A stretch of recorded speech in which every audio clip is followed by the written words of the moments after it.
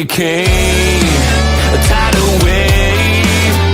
Essence perfect, life looks brilliant. Give me more of this. I'm out of control, about to blow, and I've been caught in the undertow. So toxic, but I can't get enough. You bury me, bury me. Yeah, you bury me, bury me. You've got me hypnotized. Push me out of myself. You've got me hypnotized. I can see, I can hear, going crazy, but the light has got me hypnotized. You've got me hypnotized. Can get you out of my head again.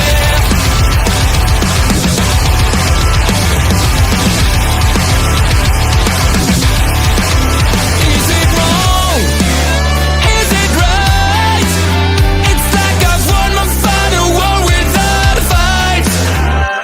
I'm out of control, about to blow, and I've been caught in the undertow. So toxic, but I can't get enough.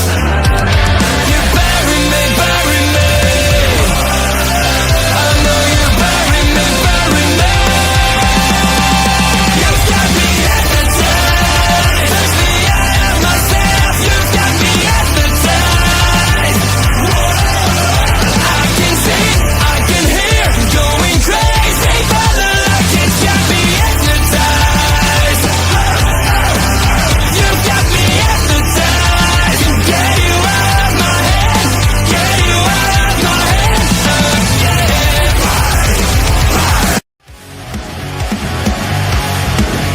Please note.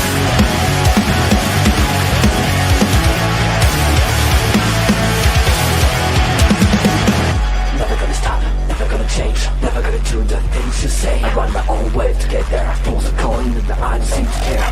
In the air, no more crowd, just the opposite kind of few clouds. So tell me this time is coming to take up all your lies. Why don't you try to be wise? Now that I need you anyway.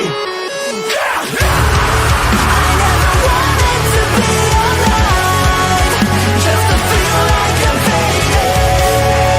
And though my heart breaks, I'll beat it down. I've crossed the lines just to tell you. Don't lead the way, don't even say that I try with a try to play in the rain.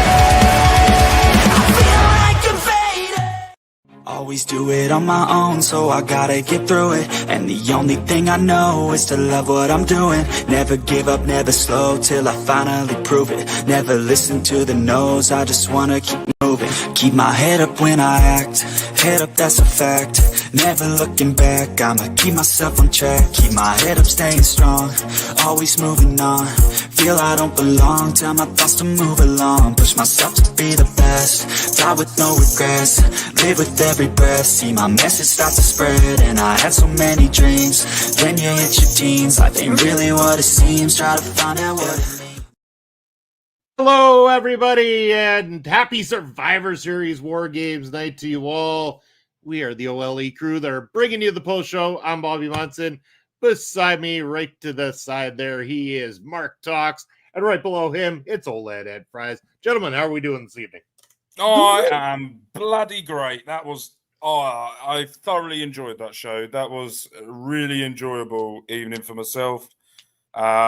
Enjoyed it from start to finish. There was a few things here and there, but we'll get into that in a bit. But no, loved it. It was great. It's just, I just love watching absolute batshit crazy wrestling, and that's what we got. Fair. I enjoyed about 2/3 of this. Not quite Andre's C levels, but about 4/5 of this I really enjoyed. Fair enough. Oh, let's have a guess which one you didn't like then, shall we? Oh, well, I'm sure we'll talk about it. No, Oh, we I'm will. Sure we shall. All right. Well, let's get into it. Night started off. We're in Vancouver, BC. Not that too far from me, but far enough that I didn't want to pay for the travel because I'm cheap like that. I don't get called money because I spend it all the time. But anyway, I got to watch here at home, and now I get to join you guys. Kicking it off in Vancouver with the WarGames match, the Women's WarGames match. And a lot of people really digging this matchup. I thought it was darn good. It was good. Yeah, I don't think it was as good as some of the other matches on the card personally, and that's just me saying it. I felt like they went into doing everything so fast, and still at the end of it, the only story that really kind of sat there at the top was Rhea and Liv, which was the only story that this whole WarGames match, this whole gimmick match had going for it. Unfortunately, this is not taken away from any of them. These are all talented stars. Yes, there was a tease of the Money in the Bank cash in. I didn't think there was a chance in hell that it was going to happen tonight at all. I really didn't think it was going down like that. Not in a WarGames match. So I thought the finish was predictable. I thought it was good enough. It was interesting enough. It wasn't boring. But again, I beg people to look at it and go, in a half a year's time, are you going to look back and say that that's the match that stands out from this card? And the answer probably is going to be no. Just my thought. No, it was. I don't want to say this match was built to fail, but it was built to fail. Fair. With having Rhea Ripley in the match, you made it a one-story match. Yeah. There are 15 stories that could have been told throughout this match. Io and Bayley not liking each other. Bayley and Bianca not getting along. Who took out Jade Cargill? Tiffany Stratton in the Money in the Bank briefcase. And everything was briefly touched upon for a moment. Like, there was a moment where Io Sky looked at Bayley and Bayley looked at Io Sky, and Triple H goes, okay, cool, we got that story, check it off the list. Yeah, all's forgiven. We're good. But at the end of the day, we're right back where we started 4 months ago when it's Rhea Ripley versus Liv Morgan. Yeah, Io Sky, as you know, Rhea just said in the post show, you know, I'm going to wait and let Io have her match, and I hope she caves her head in. But it's not going to happen. Io's going to lose that match. Mm-hmm. And we're moving on to, by the time we get said and done with this, it's probably going to be WrestleMania. Yeah. Like, it's sad, but by the time we're done with Rhea and Liv, it's going to be WrestleMania. Auntie, hello. Auntie Collins, thank you for joining us. You know, there's still room in here if you wanted to join us. Just let us know. Yeah. Well, like I said, it was a good match. I think all of the wrestling, like, they had a couple of clunky spots in the beginning that people weren't quite sure what was going on. I think that as they were getting to it, but once everybody was in the ring, I think all the storytelling worked out just fine. They did all the things they needed to do.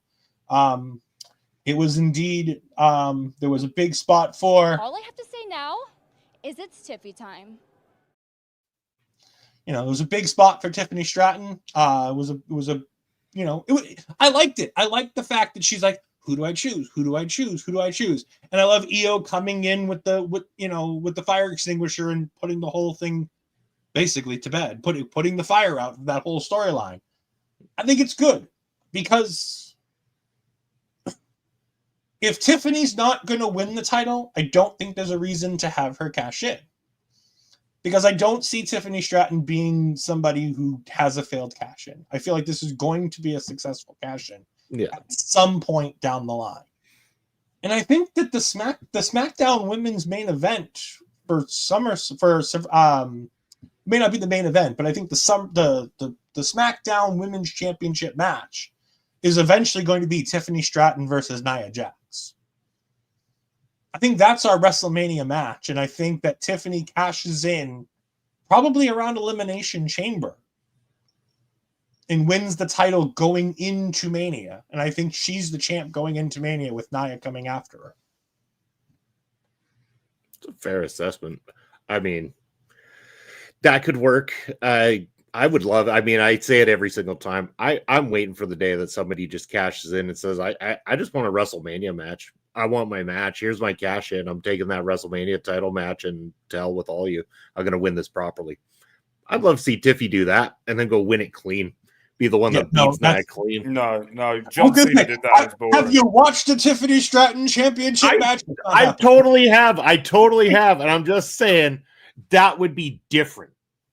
That would be different. I'm not a big advocate for the damn case in the first place. I don't like it. I'm not a fan of it at all. I think it's lazy way of putting a title on somebody and building somebody. But at the same time, I just praying for that day they do different with it instead of just the whole, oh, look, the champ's been beat to holy hell. Here comes the lesser of these two competitors to come cash in and take their temporary run as champion. But I think that's the recent way that they've been booking it, but it hasn't always been that. Like if we go back to the Edge cash in, like that was monumental. If we go to Seth cashing in on Roman and Brock, like there are some big moments with that briefcase where it's not just a guy who can't get the job done or a girl who can't get the job done winning the championship. A lot of these cash-ins were the other way. Recently, they've been making it like that, and I'm hoping that Triple H will start, changing the trend and having a successful cash-in. Like, I think Damian Priest did a real good job of it. Yeah, no, I liked Priest's cash-in. As far as cash-ins go, again, I'm just saying, I'm usually not a big advocate for it, but there has been good ones. I'm not going to lie. And good people have held it. It's just, I really wish they, I think it was used in an era where it was getting stale in terms of how they could actually get some of these people to the top. You get to them to the top, you have them on your TV shows winning matches. That's how you get them to the top. There's an interesting theory, but I realized I think that was a as Mel will call it, the Dimension era. Yeah. The Dimension era. I think that was part of that. Whereas Vince thought it was something where we have to make the Money in the Bank briefcase a surprise, so they have to lose and lose and lose and lose. Whereas I think we've seen with Tiffany Stratton, well, she's not necessarily always picking up wins. I think she's at least been very competitive, very compelling, and constantly in the main event story on that SmackDown women's division the entire time. She's in a top spot, and rightfully so. And I also realized we've been 12 minutes into this thing. We barely heard Mark speak so far, and it's been delightful. I'm smiling ear to ear right now. It's been delightful. Mark, go ahead. We'll give you some. No. I agree with some of the stuff you said, and I agree with where you're all coming from. But for me, it scratched an itch that it needed to happen in this type of match. Yes, it was all about Rhea and Liv. It was always going to be, and it should be to a certain extent, because you've got the biggest star, one of, in the top three, I would say, top 3 or 4 biggest stars in wrestling right now in Rhea Ripley. You're going to use her in the big matches that you're going to use her, and you're going to get her over. But then you also had, and I think Michael Cole and Corey Grace did a really good job tonight through all the matches to sort of break down everything and give a little uncertainty about things of which one of these could potentially be Jade Cargill's attacker. And then you really start to think, could it be Bianca? Could it be Naomi? Could it be Nia Jax? Could it be someone on the Raw side? That type of thing. And then you've got the Bayley situation of Bayley hasn't been really in a championship run since she's lost it. She had a championship match, but Nia beat her. But she's very much been floating around and just picking up scraps and making an absolute brilliantness out of exactly what's been going on. And I just think there was a few spots in here, and I like EO doing her pattern in, putting the, as you guys call it, the trash can over the top of her head, and then doing the moonsault. But for me, it was good. But then when I watched the replay, it was like Tiffany's now waiting and waiting and waiting. And I was like, if Tiffany waited, was climbing slowly up to the top of that cage, by the time that she put the trash can on top of her and then jumped off, it would have made more sense. But I think that bit there, I was like, not a big fan of that. But overall, the women's game it continued storylines that will help all women in this match. You have the Tiffany point of where Nia Jax can go on SmackDown and go, you were really contemplating cashing in on me because you were pointing at me and Liv with which one you wanted to cash in on. You've then got the uncertainty of Jade Cargill as well, what they're going to do with the women's tag team championships. And then you got on the Raw side, Io Sky now going after Liv Morgan. Could she potentially win that title on, I think it's Raw or whenever the next title match is going to be? And that could potentially free up that title for Liv Morgan. I wish I was. This chair, by the way, reclines. So at some points I'll be doing that. And you could potentially, if Triple H probably won't do it, but you could potentially have Io Sky have one storyline for Io Sky in the championship. You could then concentrate on Rhea and Liv, do their own thing on the other side. You've also got the Intercontinental Women's title that's just been announced as well.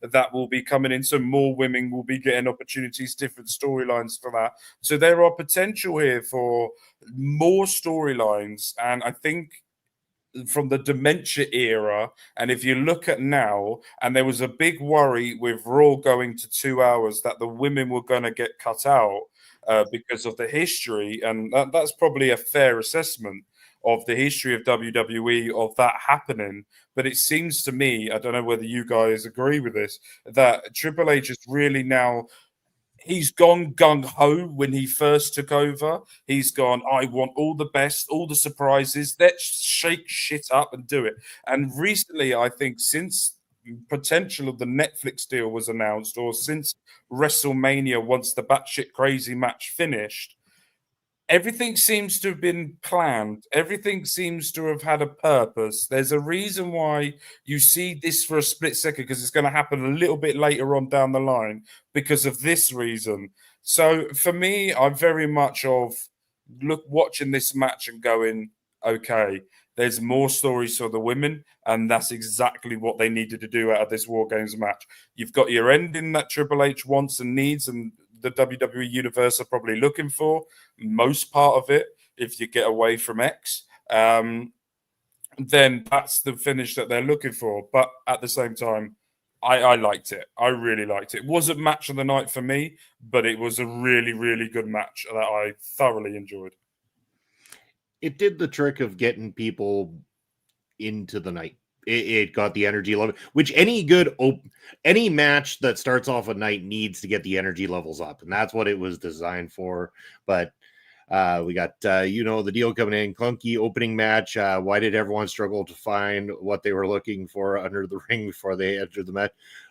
I'd blame that one on the people who stacked the shit under the ring. Personally, I mean, if you don't put it in the right place, how is the wrestler supposed to get to it? You can look at this one of two ways. You can look at it clunky, or you can look at it as the superstars are trying to be realistic. They don't know where it is. They potentially think it could be this side of the ring, and they want to make it look more realistic. That's what I'm going with. I'm going with that because it sort of makes my brain not want to hurt with them not really finding the place bits, but I'm going to go with that. I think the only thing clunky was that it was way too mic'd up inside of that ring when Nia was calling a few of the spots, and you could hear it clear as day through the feed, like really bad, especially the chair shots. It was like, yes, we've heard what you're gonna do now. Thank you for passing that along. Oh, I didn't hear that. I will admit though, I'd much rather hear her call her entire match verbally out loud than watch Nia Jax from 5 years ago when she was hurting everybody and got fired. Like, Fair. Let's be honest. I'd much rather this Nia Jax than the Nia Jax we've had in the past. This Because Nia Jax even calling out all of her phenomenal. stuff, she's still much more entertaining now, and nobody's getting hurt.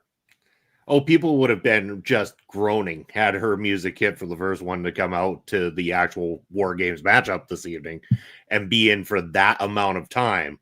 I mean, Nia carried through that entire thing, and nobody was complaining. So, yeah, all the credit, like you say. I mean, in comparison to 5 years ago, a huge up in that sense.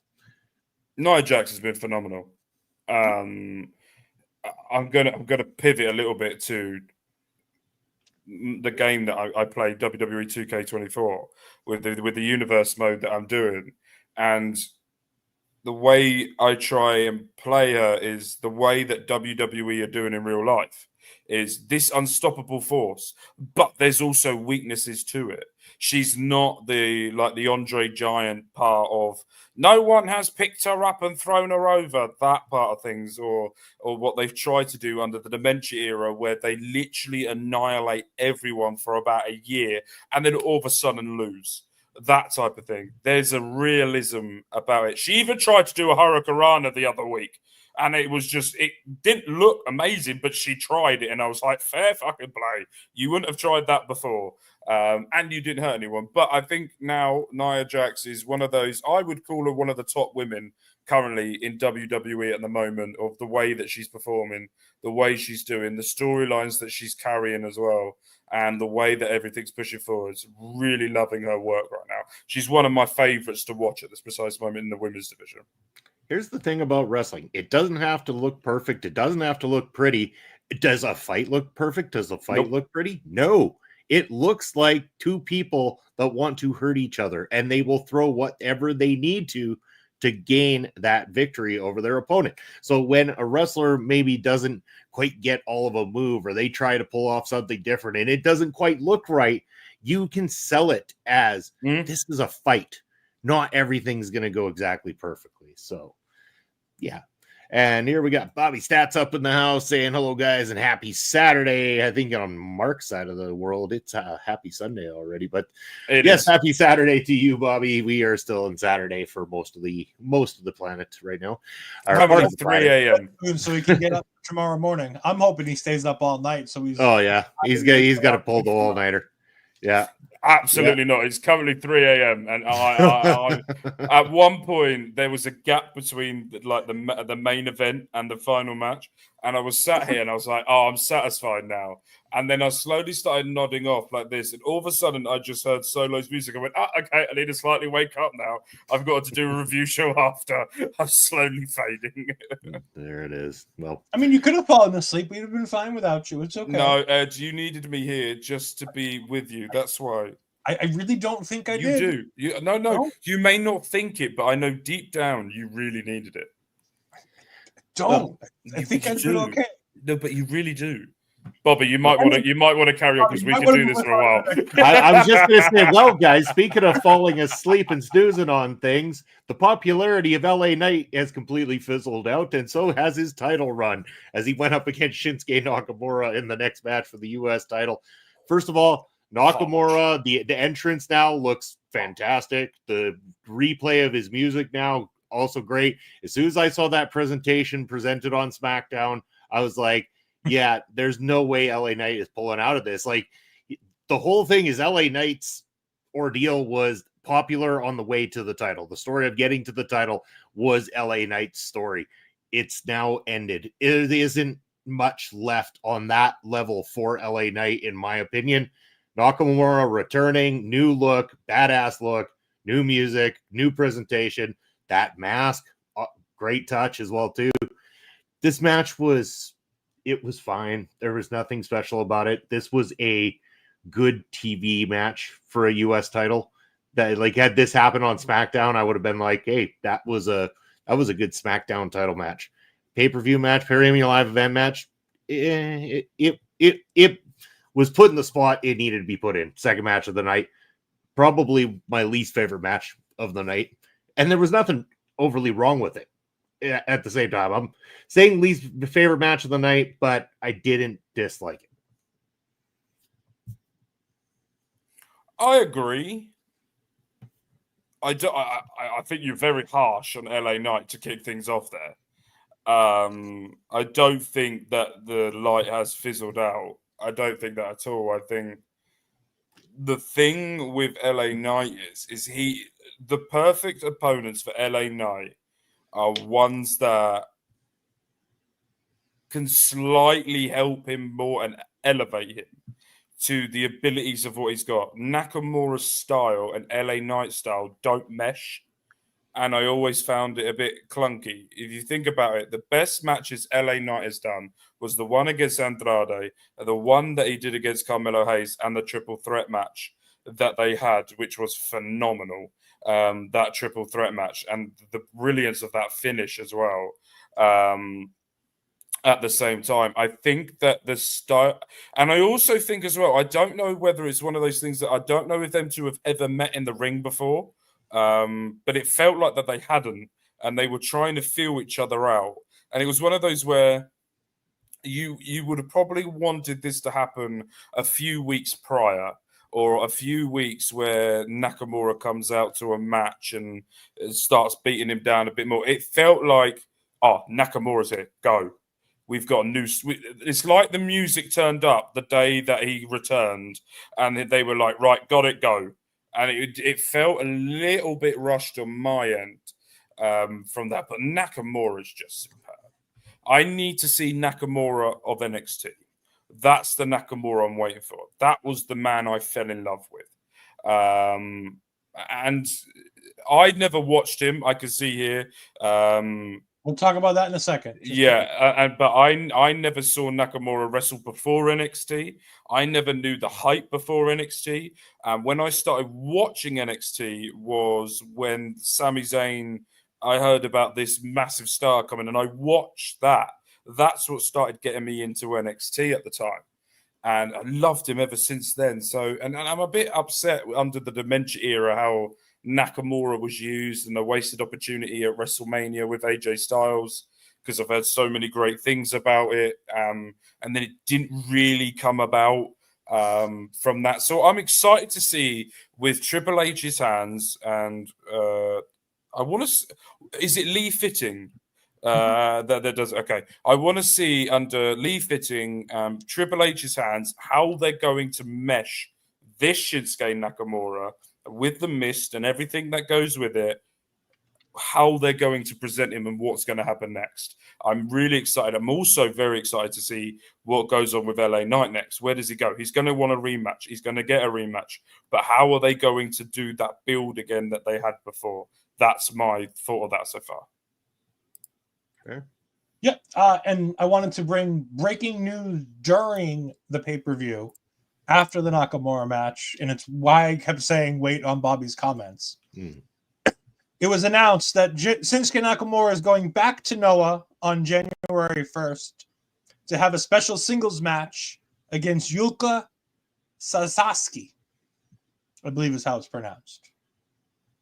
And that You're better man than I bringing with him the United States Championship if he still holds on to it. Yeah, and that will be fun.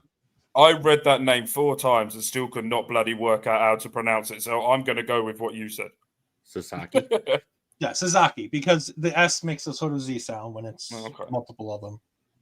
But no, I thought this was a really interesting, fun, quick match. Way quicker than I thought. I'll disagree, like Mark said, I'll disagree with the idea. I think LA Knight has lost some steam. However, the fans got up and got loud. Now, granted, not as loud as they've been before, and I think WWE vastly underestimated how loud this Canadian crowd was going to get for him when they threw up the Ivan Loud button, and it never got over 80-ish decibels. Wrong crowd for that. I think they were expecting a bit more. However, I will say that barring a few other superstars, he got the biggest pop out of more than anybody else on that card. The fans were into him. The fans were with him. But I'll agree. I think his championship reign has been lackluster. His matches have been good. Don't get me wrong. His matches have been good. But like Cody Rhodes, there's a wall with some of these. Some people are great at chasing the championship. Cody Rhodes, LA Knight. I disagree with the Cody Rhodes comment. I do too. Trick Williams too. And then there are baby faces that can hold the championship. John Cena, CM Punk. Would you class CM Punk would you class CM Punk in his era as a babyface? The early CM Punk, yes. Not the late CM Punk. Okay. Not his 434-day reign, but some of his earlier title reigns, he was absolutely a babyface. But there's certain people that can carry that championship as a babyface and have a great championship reign. with the title. To be fair, the people you mentioned were baby faces, but they had an edge. Yeah. With LA Knight, his only edge he's got is the mic. In the ring, he hasn't got that extra edge. And I think that was his little bit of a downfall, don't you think? Absolutely. Absolutely. I think they're not going as deep into the LA Knight book as they could. I think there's more from him that they can get that they're not getting. And I don't know what it is. I don't know if it's if they don't understand exactly what's there, because I've seen the different versions of LA Knight, whether it be Sean Ricker on a TV game show that was hosted by The Rock, whether it be TNA, whether it be NWA. Like there's a level that LA Knight can get to with his character work. And I think a babyface is the wrong direction to go to start with. I don't think LA Knight should ever be a babyface. I think LA Knight should be a Stone Cold Steve Austin MJF babyface, where he's a babyface, but he's not a babyface, if that makes any sense. He's a heel that the fans cheer as opposed to boo. And he should always be portrayed in that light. I love to see Triple H going all in on Nakamura, as this might be the last chance that we have to go all in on Nakamura before Nakamura slows it down and calls it quits. Because I don't think we're gonna have Nakamura for very much longer. I think he's older than people estimate. And I'm Googling. Carry on. But I think that it's nice to see Nakamura getting this, and I think that Nakamura feels like he's more comfortable now than he's been in quite some time. He's 44. Okay, so he's in that AJ Styles range of age. Yeah. He's a little younger than AJ, but not quite as But I mean that's mid-40s. That's getting towards the potential end of your main event run. And I still think that there's a main event run in him. I just think that he's unfortunately, there's so much talent now in the company that he's stuck where he's at. But see, that's where it is with LA Knight. And again, this is I'm saying it's more the title run, like you guys are saying, not LA Knight himself. And there is something to be said about that level that he can get to, because that level is good for business still, whether he has a belt or not. Again, titles don't have to be on everybody in order for those people to be valuable to the company. And LA Knight's one of those guys that it's great in the chase. And now he can, do his thing with other wrestlers. He's a guy you can rely on for a quality match. I mean, there was nothing wrong with this matchup tonight. It was short. It did what it needed to do. I would have been greatly pleased if this was a title match on TV. As for a premium live event up against some of the stuff it had to contend against, it kind of falls short of being one of the matches that you're going to remember come tomorrow. Yeah. I think it's one of those where I think you're right that shit, I've knocked my camera, you bastards. I think you are right with some of the points. Bastard, you're the one who knocked it over. I know. I wasn't calling you it. I was calling that my camera it because it's being an absolute. No, I know. I just using those Jedi mind tricks just to take them. Yeah. I mean, if I really wanted to get rid of you, Mark, I'd just do this. Oh, just like that. But no, I agree, and I agree with what you're saying. I can't remember. I gone. The camera's put me off. Carry on. All right. How about we carry on to our next match, seeing as we're 30 minutes in and we've only talked about 2. So next is third match on the card, the Intercontinental title match. And can I talk about this one? I think we should just because I got to get to the comfy Gus at the end. Let's let you have let you have the floor there, Ed. Oh, sorry. Hey, Bobby. We got Bobby's cat making an appearance, so Bobby's cat is talking to the cat. Don't blame him. It's a good cat. All right. Bron Breakker versus Mr. Tiffany Stratton versus Sheamus was fantastic. I love this. Top to bottom, love this. This is exactly what a triple threat match should be. hard hitting, all three guys kind of getting involved. It had its moments. Every guy had their spotlight moment. Every guy was getting beaten up. Every guy was beating up everybody else. It was fantastic. There were lots of cool things that happened in this. Sheamus getting tossed over the ring apron by Braun, and then Braun getting knocked down by Ludwig Kaiser, to then Ludwig standing in the corner where Sheamus got thrown over, forgetting that Sheamus got thrown over there, and we had the Keith Lee moment where Sheamus popped up behind him. The 10 beats of the Bowery on both of them. There was a lot of fun in this. Ludwig Kaiser using the shillelagh, I thought was really cool, considering that nobody uses Sheamus's shillelagh. And it's a triple threat match, so there's no disqualifications. Again, we'll talk about matches with no disqualifications a bit later.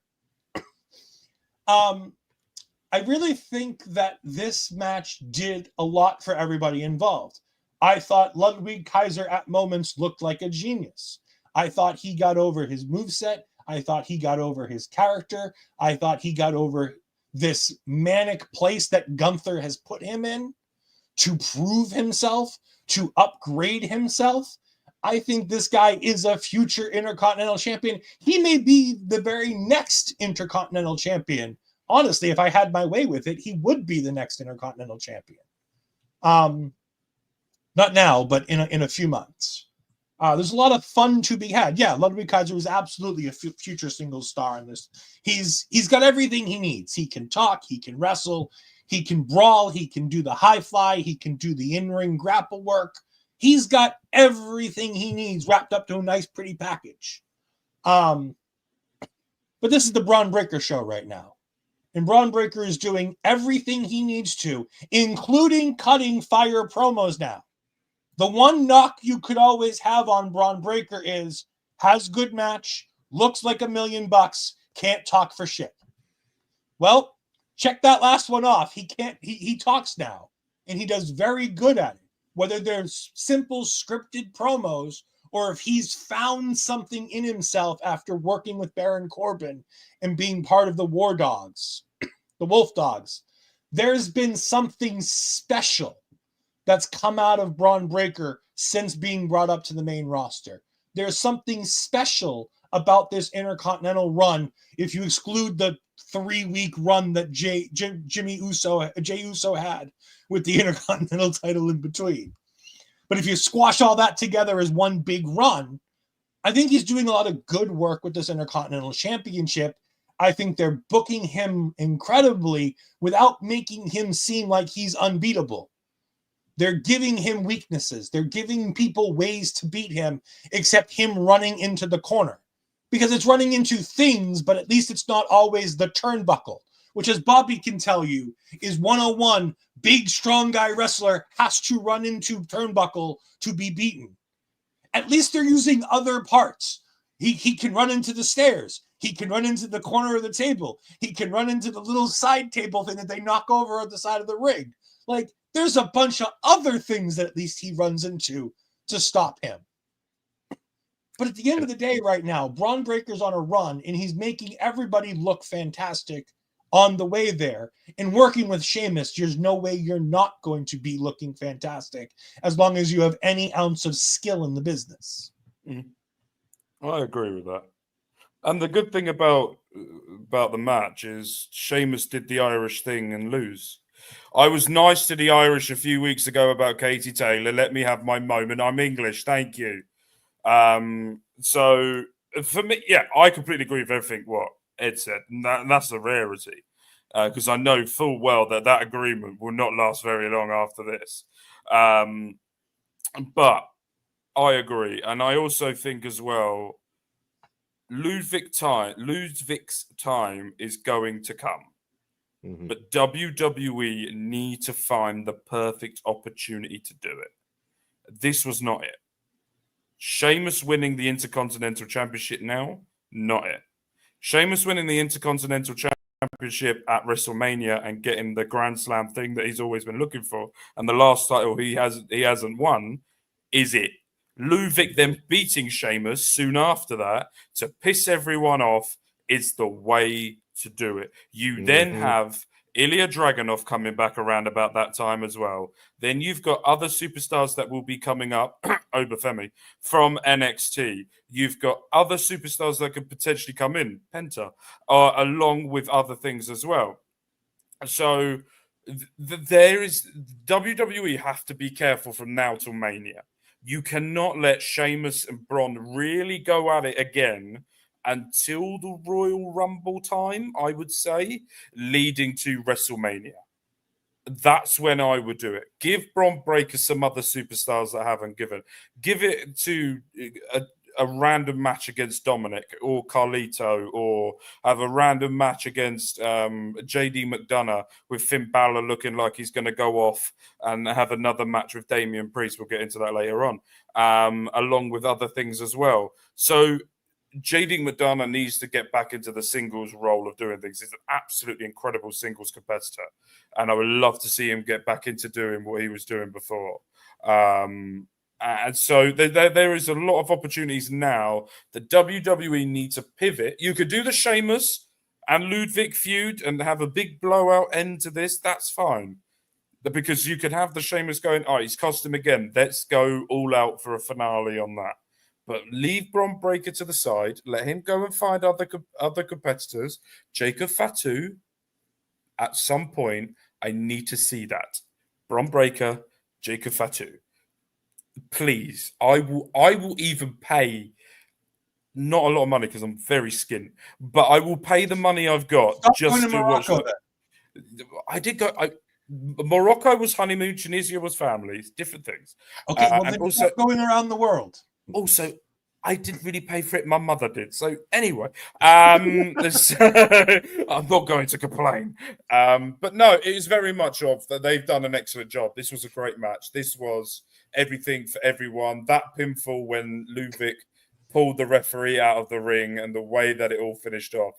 It was just a great match. I really enjoyed it. Bobby, I'm going to let you now go and shit on it. I'm not gonna completely shit on it. Okay, like all these guys are talented guys. I just think that I'm not a huge fan of triple threats and multi-person matches. Just not my cup of tea, as I've said before. And then my other gripe is this is the wrong guys at the wrong time, big time. Braun is on a different level right now, and they need to steamroll him through the right people. Putting him through Sheamus right now, no, you needed to wait this out until Mania and not have Sheamus have any interaction with Braun at the moment and give him that moment like you're talking about, and have Kaiser take it from Sheamus from there would have been the way to do it. But Kaiser's not going to get, like, Kaiser's great and he's going to get there. He's not going to get there if he has to keep being put in these impossible to get over spots where he needs W's right now. Kaiser needs opponents that they can put him over so that he gets his shit in and he gets the opportunity to prove exactly what he is over and over again, so that build up when he beats Sheamus, it takes that title from him and steals that moment back away, is going to have that much more impact on the whole situation, in my opinion. That's my only gripe. Other than that, these guys are all talented. They're outside of Sheamus. This is the future of WWE on display, clearly, in this matchup. That's not a knock against Sheamus. It's just Sheamus is getting to be old skin at this point in time. Father Time is undefeated, as they say. That's right. So, but that's the extent of my gripe with it. I mean, again, other people love these multi-person matchups. It's not always my thing. No, I can agree with that. I can agree. I can entirely agree that this is the wrong three to have here. I'm just saying, as long as you have these three here, this was about as good as it could be with these three. Fair. Yeah. Whether this is the right three to put here probably isn't, I agree, probably isn't the best case. But I mean, at least we're getting to see Bron Breakker. This is the height of what Bron Breakker can be with this Intercontinental Championship. And this is telling me that Bron Breakker is capable of working with the top upper echelon of the WWE, because Sheamus is the top echelon of the WWE. And if he can hang with Sheamus and have a good match here with Sheamus, there's no reason he can't have it with Damian Priest. There's no reason why he can't have it with Roman Reigns, with Seth Rollins, with Cody Rhodes, with Gunther. He can have that match with any of these talented individuals because he's good enough to hang in those matches, and he'll be good enough on the mic to at least not be embarrassed by most of them. See, that's where I think I disagreed until you said there at the end, the mic. In ring, NXT, I knew for a fact he was going to be world champion material. You could just tell the way that he moves. He's gone to another level now, and he has put his game up. But you knew by that there was a blueprint there for a world champion. The thing that was letting him down was his mic skills. And ever since, I don't know what it was, he was with Pat McAfee and something, and then he did. There was an interview that he did on the Pat McAfee show, and then he did Raw after. And the Raw after that McAfee show, it just changed. The Breakker interviews changed. I don't know whether McAfee had anything to do with it. I'm not saying he did, but what I'm saying is there was an instance where he was around people that are really great on a microphone. There was conversations, and then all of a sudden he feels looser. He feels like that it felt like that when he was in NXT, there was a script, he had to stick to it.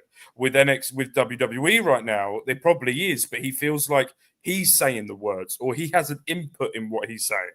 And he feels like he's the one doing it. That's how I'm coming across as it now. It probably isn't, but that's how, when I look at it, how I feel with it. But he's just having fun, and the dogs are barking, and I can't really bark too loud because my dog goes off when I start barking like Bron Breakker. So I have to do it quite quietly, and it's quite sad. I look like a bloody fat chihuahua when I try and do it. But anyway.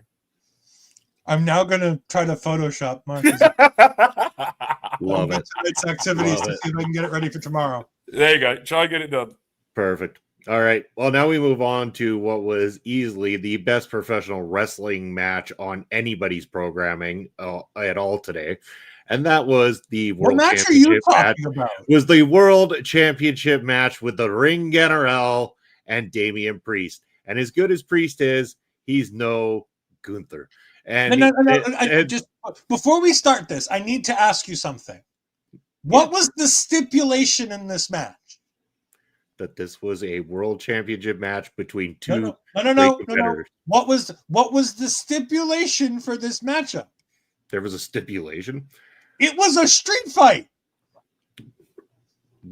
Not once was it said.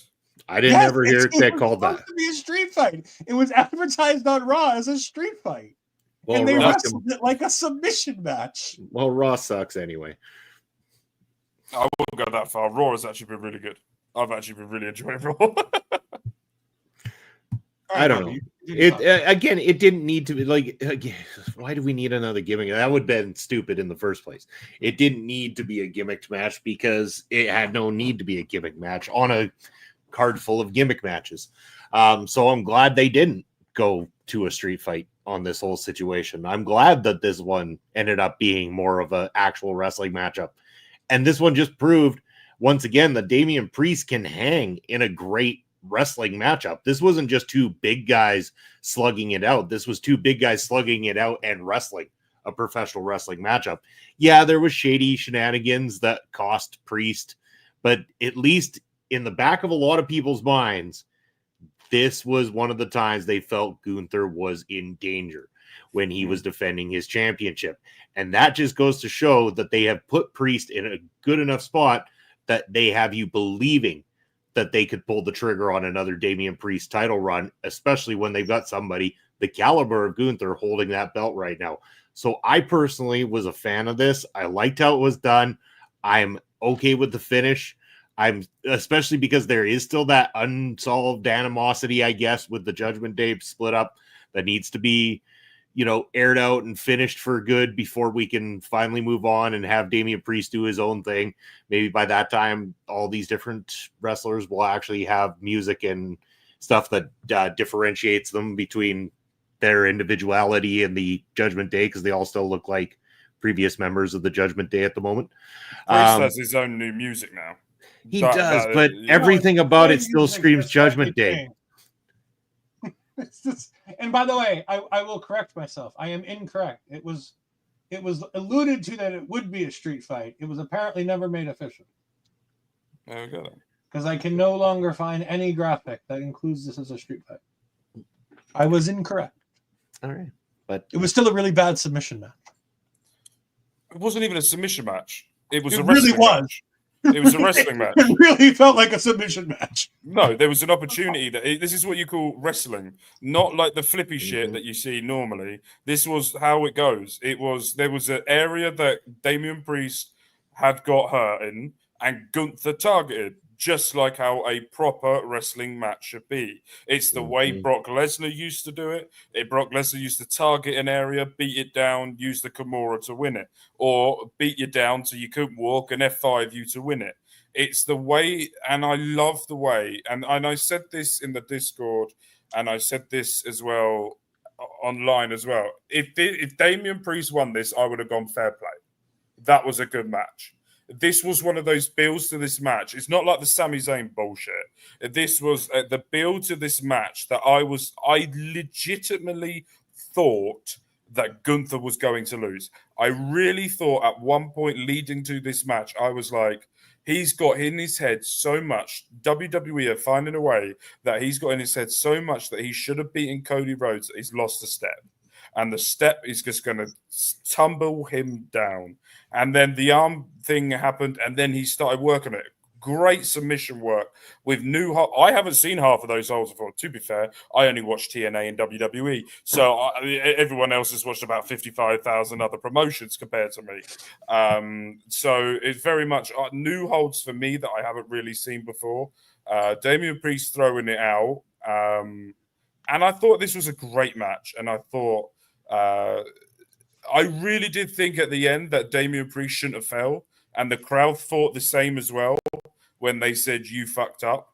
And then all of a sudden, I was like, as soon as the people in the front row started turning, I went, "Oh yeah, that was meant to have happened."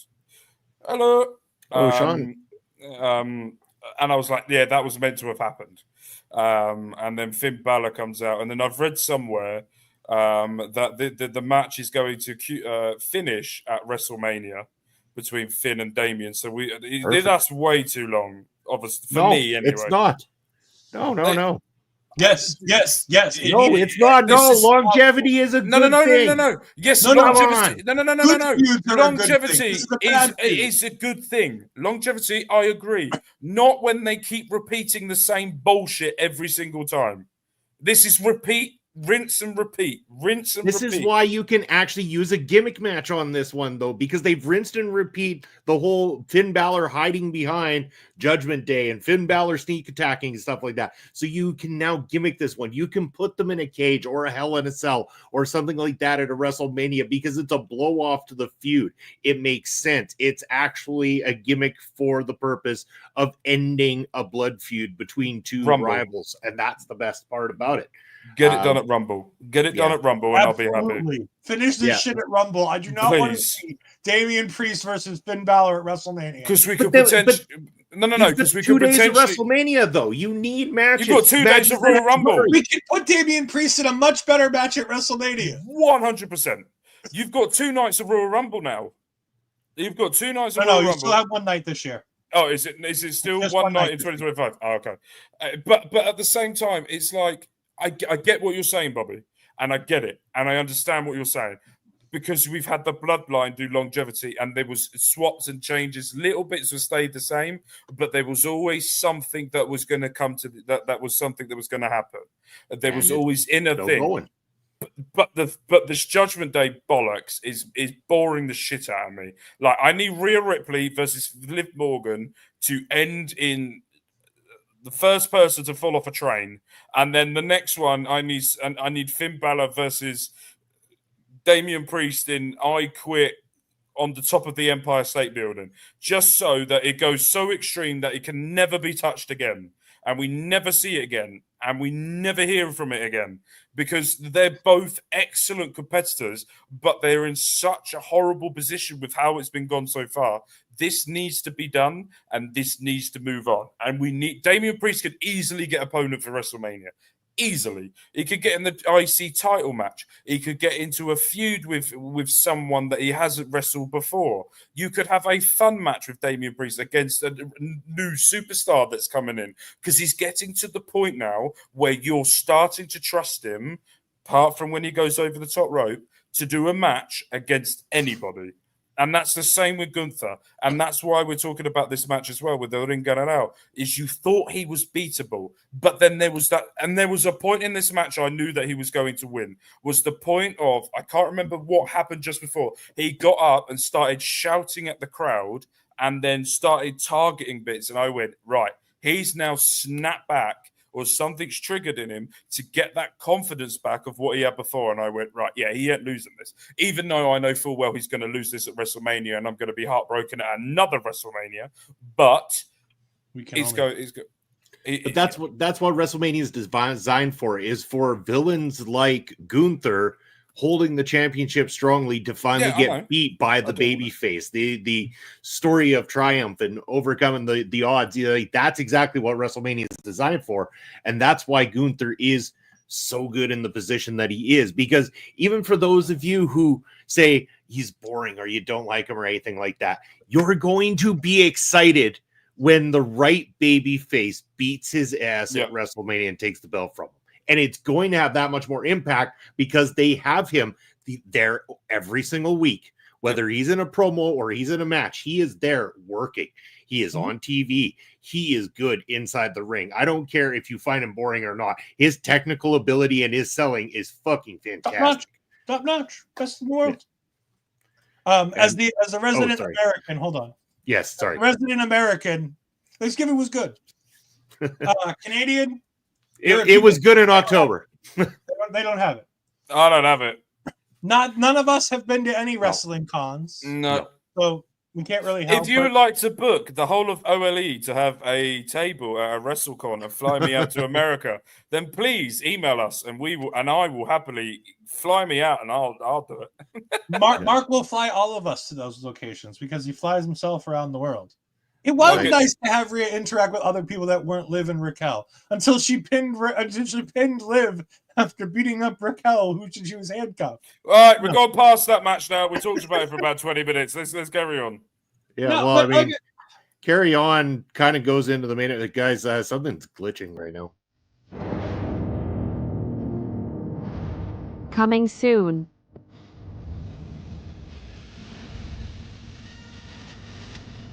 To OLE.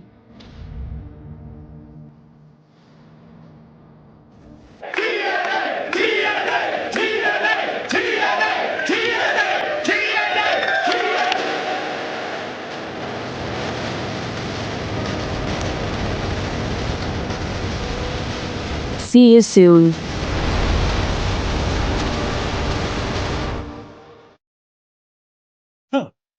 So anyways, we're talking, I don't know what happened. I lost connection there, but the main event where the OG bloodline made up of Roman Reigns, the tribal chief, the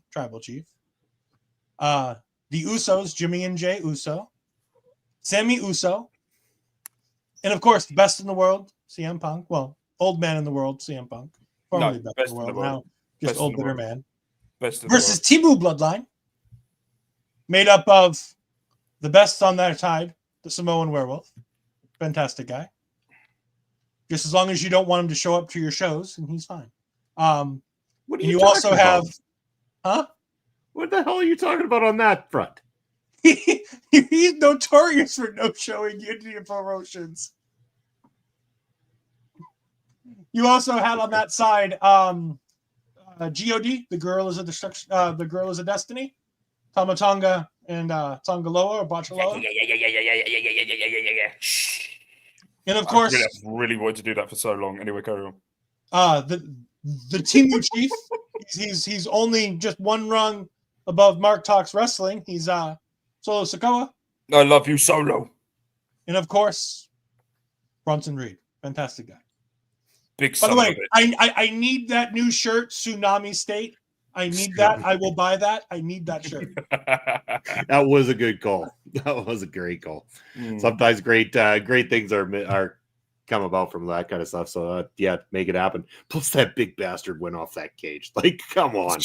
Before we talk about anything else, Bronson Reed dragged his big ass to the top of that cage and jumped off and went through that table, took that bump. Oh like my god! Oh my god! That got me out of my seat big time. That one right there. That I do big remember son writing of in a the Discord as bitch. he's climbing up. I'm like, he might go through the entire fucking ring. As he got to the top of the cage, I went, "That big son of a bitch is gonna fly." And then he did. As soon as I said he's gonna fly, he then did, and I went, "Oh my god!" Well, I mean, Vancouver just happens to be right on the coast, so I mean, they created a tsunami. They might be worried about them flooding coming into the city later tonight. Oh god!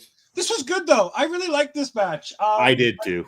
Yeah, I really did. For all the faults that we talked about with the women's war games, how there's 15 storylines and they're not telling like half of them correctly, they told every little bit of story throughout this match. Oh yeah. Issues with CM Punk and Roman Reigns. Check. You got it.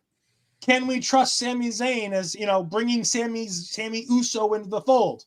That was checked off. There was a lot of good work with that. You had the individual entrances, which I didn't even think about, but WWE even made that a storyline of the entire Timu bloodline comes out to Solo Sikoa's music as a unit.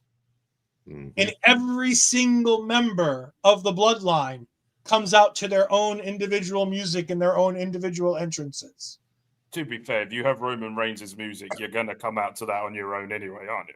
Because that is just final. No final boss. Sorry, final boss. I acknowledge you, my final boss.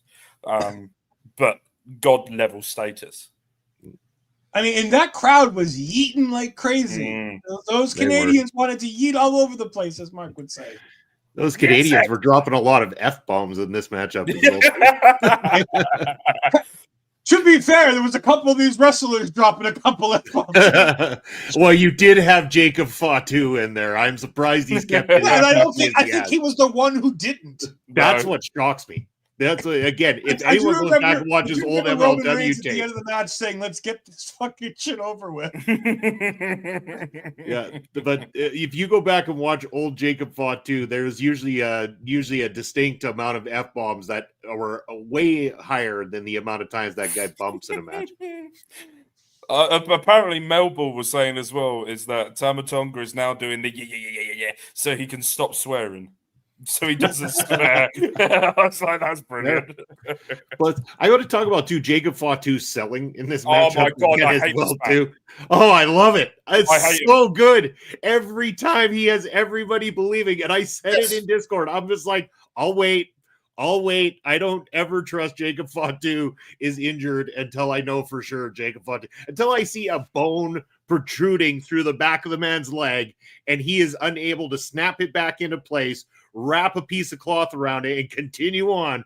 I do not believe Jacob Fatu for a damn second because he is just that good. He intentionally screwed up the move. Intentionally, I'm going to say that again, screwed up the move so that he could take a fake injury in this matchup so that they could take him out through the table and make him unable to save the day. And it still makes Jacob Fatu look like a total badass, does not take him down a peg whatsoever.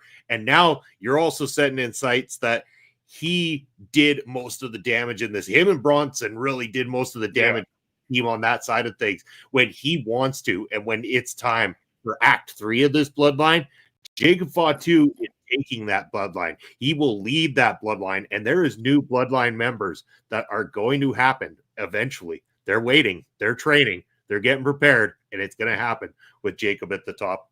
Well, we're talking about Lance Anawaki being signed to NXT as a developmental talent. He will be there with Jacob, former tag team together over in MLW. And to be fair as well, there is a current bloodline member that's currently the general manager of NXT if they're going to go down a different route with that as well. So you've got the thing with the bloodline is, right, this thing is never going to end. You have so many, right? And I mean this respectfully, right? And I respectfully mean there's so many of the fuckers that you could do this forever. That's the thing with this bloodline. There is so many. They will pop up for anywhere. Jacob Fatu has about 6 kids.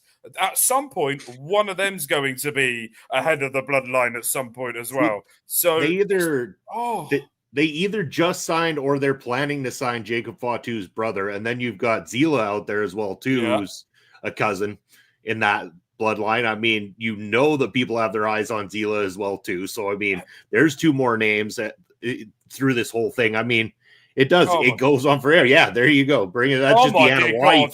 That's the Anna wife side of it, right? Like, is that even when you get into the other branches? I mean, it has the Rock branch over here, but it doesn't have the Samoans. It doesn't have the Samoans on it. Well, there we go. Ashford said Zila got signed to NXT, so Zila's already signed. Who is his manager? Because he was the Umaga manager, and I can't ever. And Estrada, is that his name? Armando. Thank you. Estrada. That's the one. He's been just recently signed. Armando Alejandro Estrada. He's just been signed to a Legends contract. Yes. He's going to pop up at some point. Wasn't he a manager of one of them as well? Yeah. Or he did something with... Yeah. No, but he did something in the independents with Zilla. I think it was Jacob. Zilla. Him. Zilla. Yeah. So he could potentially pop up. You've got so many... I love this. By the way, and we're all going to say Jacob, and we're going to praise him, and we should praise him. He's phenomenal. And Tamatonga doing the I could do that all day. I absolutely love that. Tonga Loa as well, doing great job. Tamatonga being the batshit crazy man he is, just walking around. The camera's gone. You could piss off. Going around the cage like a madman. But then Solo Sikoa's work, if you take from WrestleMania to now, his work that he has done on the microphone and what he's doing in the ring is phenomenal. Absolutely phenomenal. And I think he deserves a lot more respect. Yes, we chant him and that because we want Roman Reigns as a tribal chief. But I don't think Roman Reigns will ever be tribal chief again because I feel like that he's just going to go off in a different direction, i.e. Netflix. And Solo's going to go in another direction, i.e. SmackDown. So I'm it is a very cute avatar. I might have to change it because it's annoying me. And my camera's not turning back on. The stupid turn on. It's honest, Mark, it's the best you've looked all night, mate. I wanted to say it, but I thought it would be mean if I say it again. No, I'm being bullied by both of them. No. I think, piss off. And then I think Solo deserves a lot more praise, and I think he should be getting the praise he gets because he's doing phenomenal. Everyone did phenomenal, and I'm going to agree with Ed on everything he said as well. That the whole storyline to this and everything to go with it was just excellent, and I absolutely loved it. Yeah, well, this played out very well. I liked it. I mean, obviously, because of liking Jacob Fatu, I was rooting the other direction. And Solo does deserve his flowers. I mean, he's come a long way, for sure.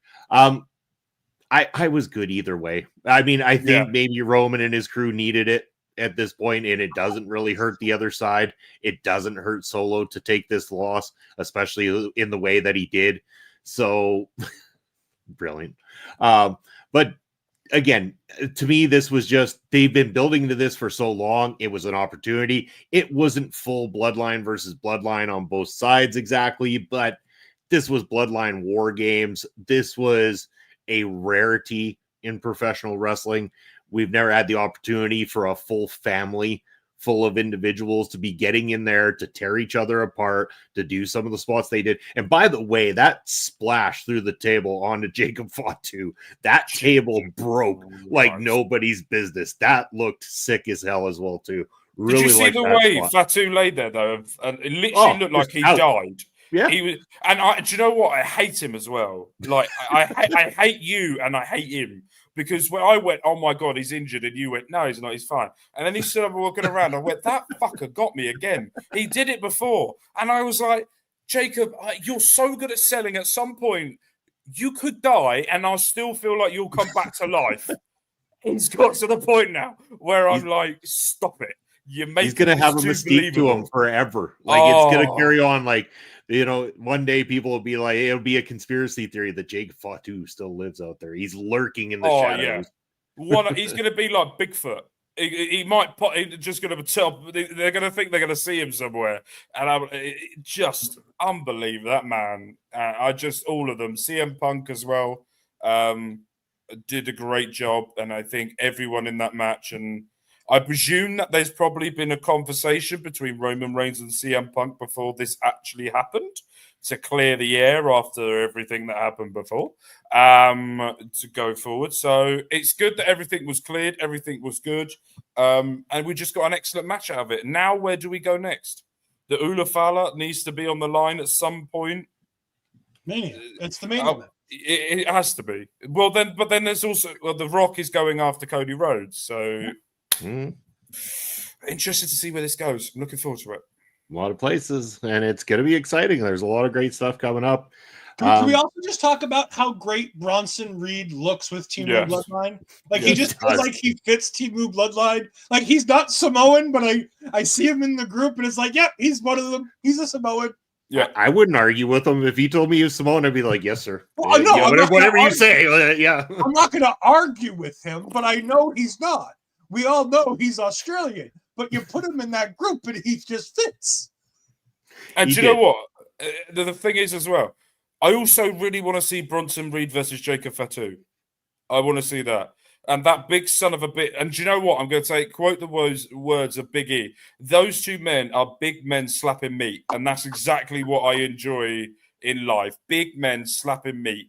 Take that as you will. And it is absolutely phenomenal. And as long as they don't slap meat and eat all over themselves, they're fine. Do that. Even more entertainment. Fatu, funny enough, though, isn't a big guy. Fatu makes himself look like a big guy.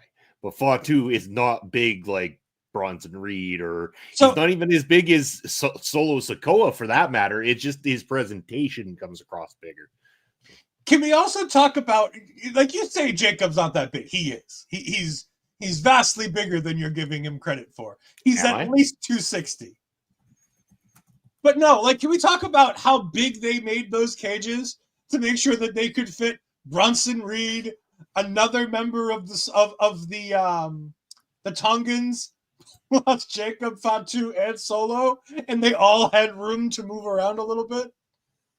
And can we just talk about as well? We glossed over this. Roman Reigns off the top rope, right? The man don't do that.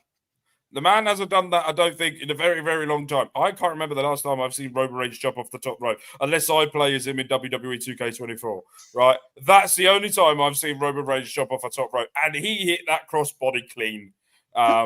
Next thing I want to 5 guys to catch him. He better as fucking.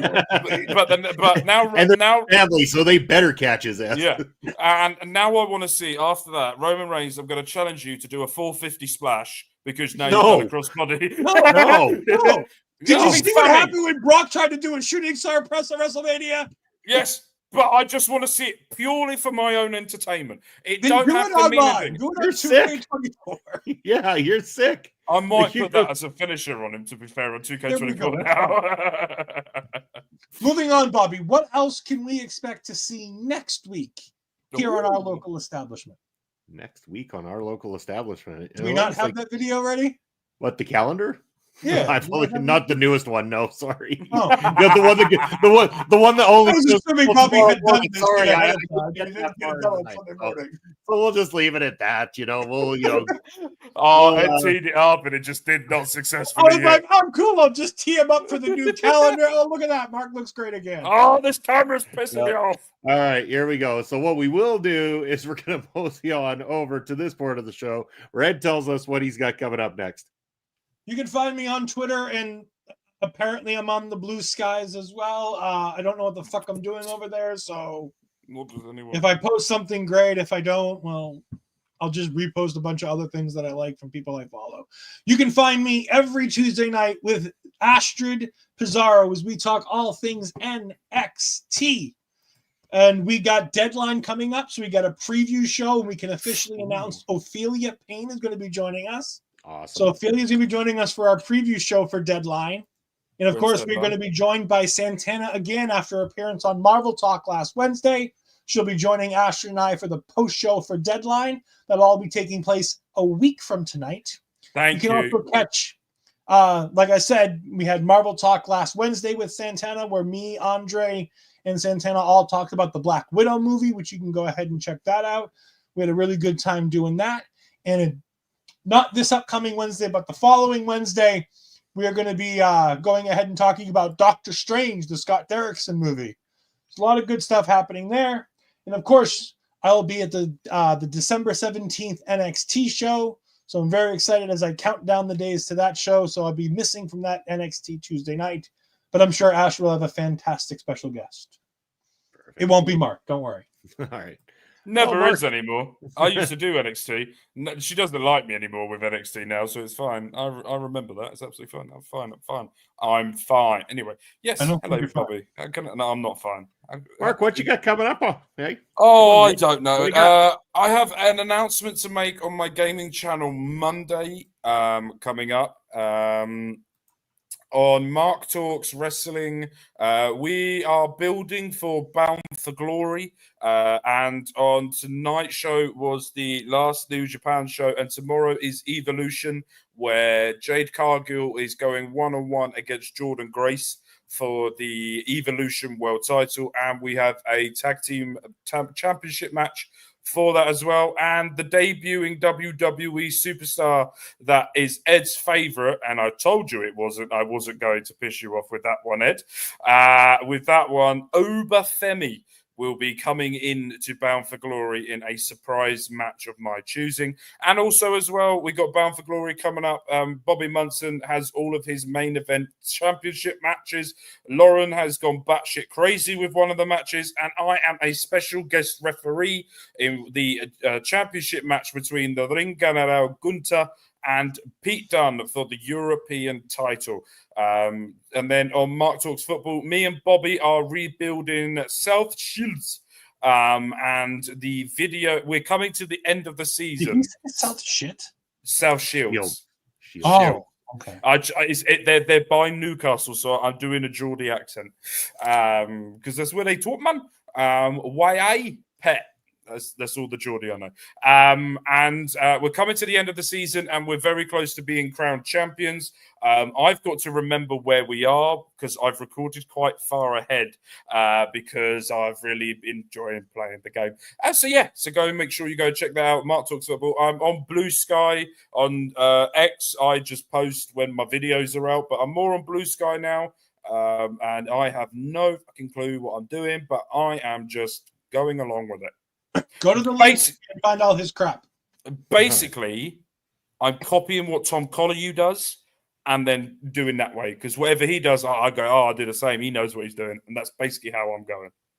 Smart model. Fair enough. Let's see how fast I can get this done. All right. I'm Bobby Munson. If you want to follow me, you can follow me on X at Real Bobby Munson, Instagram and Threads at Video Bros SK. Over on the Twitch, Video Bro _ Bobby Munson on Blue Sky and Bobby Munson, blah, blah, blah, blah, blah, all that shit. Then I got Point of View tomorrow, 11. We're actually starting a half an hour early on Point of View tomorrow, so make sure to tune in half an hour early, 10:30 a.m. Eastern time. You can catch me Thursday night with Papa Spokes as we're doing more Ring Respect Radio, and every Saturday with Papa Spokes doing Prairie Pro Wrestling. And you can find all sorts of stuff on OLE Podcast. OLE Podcast there across all the social media. We want you to give us a like, a follow, a subscribe, and leave a comment if you're watching this on replay. We got a lot of great stuff from a lot of great contributors from all across the globe.